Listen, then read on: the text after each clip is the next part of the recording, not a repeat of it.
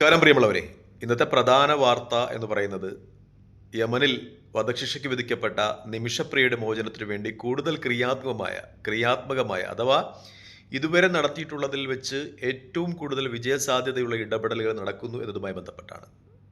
Chandy Oommen MLA യുടെ അപേക്ഷയെ തുടർന്ന് grand Mufti Abubakar Musliyar, Kanthapuram Abubakar Musliyar ഇതുമായി ബന്ധപ്പെട്ട പ്രവർത്തനങ്ങളുമായി മുന്നോട്ട് പോകുന്നു എന്നതാണ്. ഇത് ശുഭാപ്തിദായകമായ ഒരു വാർത്ത ഇതുമായി ബന്ധപ്പെട്ട് കേൾക്കുമെന്ന രീതിയിൽ നമ്മളെ ചിന്തിപ്പിക്കുന്നത്. ഒരുപക്ഷെ ഈ പ്രവർത്തനങ്ങൾ, കാന്തപുരം ഉസ്താദിൻ്റെ ഈ പ്രവർത്തനം വിജയിച്ചേക്കുവാനുള്ള സാധ്യത വളരെയധികമാണ്. കാരണം അദ്ദേഹത്തിന് ലോകത്തെ രാഷ്ട്ര നേതാക്കന്മാരുടെ ഇടയിൽ നല്ല സ്വാധീനമുണ്ട്. ലോകത്തെ സുന്നി പ്രസ്ഥാനങ്ങളുടെയൊക്കെ വലിയ ഒരു നേതൃത്വം അദ്ദേഹത്തെ അംഗീകരിക്കുന്നുണ്ട്. അപ്പോൾ രാഷ്ട്രത്തലവന്മാരുമായും അതുപോലെ സുഫി വര്യന്മാരുമൊക്കെ ആയിട്ട്, ഗ്രാൻഡ് മുഫ്തിമാരുമൊക്കെ ആയിട്ട് അദ്ദേഹത്തിന് നല്ല ബന്ധമുണ്ട്. അത് ഒരുപക്ഷെ നിമിഷപ്രിയയുടെ മോചനത്തിലേക്ക് വഴിതെളിയിച്ചേക്കാം എന്ന രീതിയിലുള്ള വാർത്തകളാണ് പുറത്തു വരുന്നത്. പ്രത്യേകിച്ചും അദ്ദേഹം ഈ അവസരത്തിൽ സയ്യിദ് ഉമർ ഹഫീസ് എന്ന് പറയുന്ന യമനിലെ സുഫി വര്യനുമായി ഈ നിമിഷപ്രിയയുടെ മോചനം സംബന്ധിച്ച് സംസാരിച്ചു എന്ന വാർത്തകൾ പുറത്തു വരികയാണ്. ഈ സുഫി വര്യൻ എന്ന് പറയുന്നത് ചില്ലറക്കാരനല്ല, യമനിലെ സർക്കാരിൻ്റെ ഉപദേശകന്മാരിൽ പ്രമുഖനാണ് എന്ന വാർത്തയും പുറത്തു വരികയാണ്. അദ്ദേഹത്തിന് ഒരുപക്ഷെ ഈ കൊല ചെയ്യപ്പെട്ട തലാലിൻ്റെ കുടുംബത്തെയും ഒപ്പം യമനി സർക്കാരിനെയുമൊക്കെ സ്വാധീനിക്കാൻ കഴിയും. അദ്ദേഹത്തിൻ്റെ ഒരു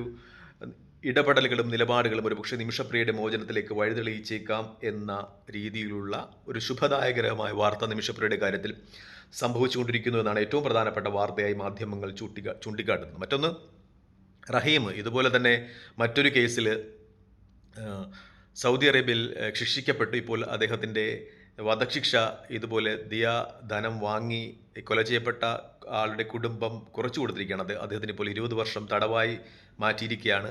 ഇപ്പോൾ ഏകദേശം 19 വർഷത്തോളം അദ്ദേഹം തടവ് ശിക്ഷ അനുഭവിച്ചു കഴിഞ്ഞു. ഇനി 1 വർഷമേ ഉള്ളൂ. അപ്പോൾ അദ്ദേഹത്തിൻ്റെ കുടുംബവും അതുമായി ബന്ധപ്പെട്ട് പ്രവർത്തിച്ച നിയമസഹായ വേദിയുമൊക്കെ ഈ റഹീമിൻ്റെ മോചനത്തിനു വേണ്ടി ലോകത്തിൻ്റെ വിവിധ ഭാഗത്തുള്ള മലയാളികൾ നൽകിയ സംഭാവന, അത് റഹീമിൻ്റെ ദിയാദനം കൊടുത്തതിന് ശേഷം ബാക്കിയുണ്ട്, അത് വേണമെങ്കിൽ നിമിഷപ്രിയയുടെ മോചനത്തിനു വേണ്ടി വിനിയോഗിക്കാമെന്ന രീതിയിൽ റഹീമിൻ്റെ നിയമസഹായ വേദിയും കുടുംബവുമൊക്കെ പ്രസ്താവനകളുമായി മുന്നോട്ട് വരുന്നു എന്നതും ഈ നിമിഷപ്രിയയുടെ മോചനത്തിന് സാധ്യതകളുണ്ട് എന്ന രീതിയിൽ തന്നെയാണ് വാർത്തകൾ നമുക്ക് വായിക്കുവാൻ കഴിയുന്നത്. എന്തായാലും മലയാളികളുടെ ഐക്യത്തിൻ്റെയും ദൃഢതയുടെയും ജാതിയും മതവും വർണ്ണവും വർഗവും ഒക്കെ മറന്നുകൊണ്ടുള്ള ഈ ആപത്ത് ഘട്ടത്തിൽ പരസ്പരം സഹായിക്കുന്നതിൻ്റെ ഏറ്റവും വലിയ ഉദാഹരണമായി നിമിഷപ്രിയയുടെ കാര്യങ്ങൾ മാറുന്നു എന്നാണ് ഏറ്റവും പ്രധാനപ്പെട്ട കാര്യം. ചാണ്ടി ഉമ്മനെ സംബന്ധിച്ച് ഇത് വൈകാരികമാണ്. കാരണം നാം വാർത്താ മാധ്യമങ്ങളൊക്കെ കണ്ടതാണ്, ഉമ്മൻചാണ്ടി സാറിൻ്റെ അവസാനത്തെ ഫോൺ കോള് ഈ നിമിഷപ്രിയയുടെ മോചനവുമായി ബന്ധപ്പെട്ടായിരുന്നു. അസുഖം വന്ന അദ്ദേഹത്തിൻ്റെ സൗണ്ടൊക്കെ പോയിട്ടും അദ്ദേഹം വളരെ കഷ്ടപ്പെട്ട് വേദന സഹിച്ച് നിമിഷപ്രിയയുടെ മോചനത്തിനു വേണ്ടി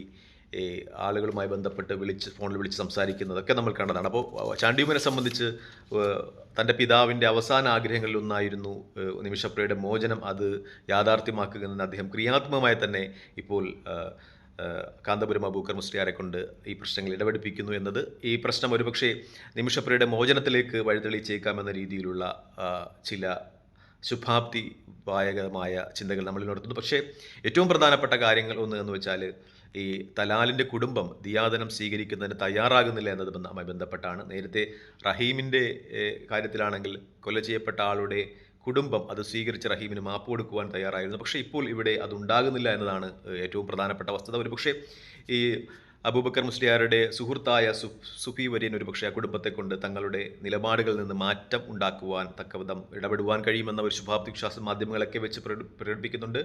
പ്രത്യേകിച്ചും വേറൊരു പ്രശ്നം എന്ന് പറയുന്നതിൽ യമനിൽ ഇന്ത്യൻ എംബസി ഇല്ല എന്നതാണ്. കാരണം ഈ ആഭ്യന്തര യുദ്ധമൊക്കെ ഉണ്ടായിരുന്ന സമയത്ത് യമനിൽ നിന്ന് ഇന്ത്യൻ എംബസിയുടെ പ്രവർത്തനം നിലച്ചിരുന്നു. അതും ഒരു പ്രധാനപ്പെട്ട ഘടകമായിരിക്കുന്നു. അതായത് നിമിഷപ്രിയ കൊന്നു എന്നാരോപിക്കപ്പെടുന്ന തലാലിൻ്റെ കുടുംബം അവർ ദിയാദനം സ്വീകരിക്കാൻ തയ്യാറാകുന്നില്ല. അത് ഒരു പ്രധാനപ്പെട്ട ഘടകം തടസ്സമായി നിൽക്കുന്നു. അതൊരു പക്ഷേ ഈ അബൂബക്കർ മുസ്ലിയാരുടെയൊക്കെ ഇടപെടൽ കൊണ്ട്, അവിടുത്തെ സുഫി വര്യന്മാരുടെയൊക്കെ ഇടപെടൽ കൊണ്ട് ഒരു പക്ഷേ ആ കുടുംബം ആ തീരുമാനം മാറ്റിയാൽ യാഥാർത്ഥ്യമാകുന്ന രീതിയിലേക്ക് കാര്യങ്ങൾ പോകുന്നു.